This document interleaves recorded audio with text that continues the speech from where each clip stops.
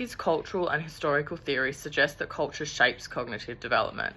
It is my belief that cultural awareness and recognition should be embedded within everyday routines and diversity should be celebrated.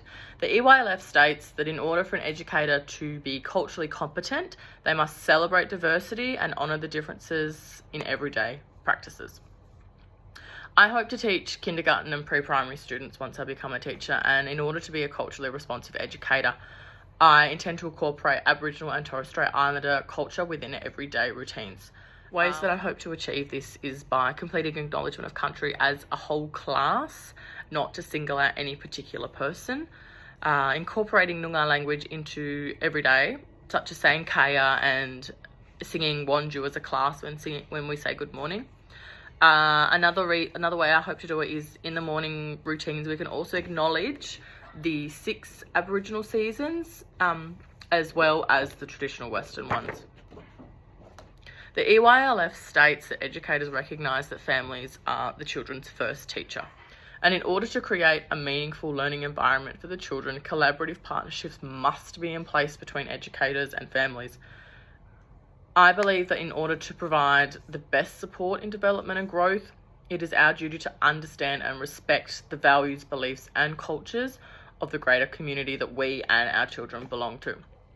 I hope not to just teach, but to also learn and discover the Aboriginal and Torres Strait Islander culture alongside, together with the children, as well as engage with and learn from the local Indigenous community, family and elders. I will also ensure I'm culturally responsive through inclusion of storybooks that are written by or with Aboriginal peoples that express the Aboriginal and Torres Strait Islander culture within my curriculum.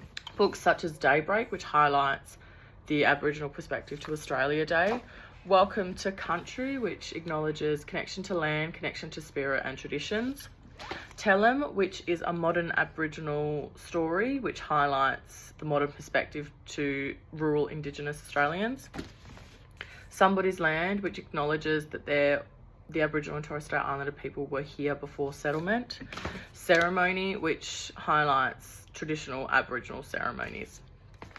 Aboriginal and Torres Strait Islander culture holds incredible significance within our society as well as the education of today's children.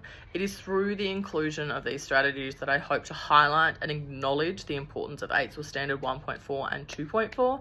It is our role as educators to promote, educate, encourage reconciliation between Aboriginal and Torres Strait Islander and non-Indigenous Australians.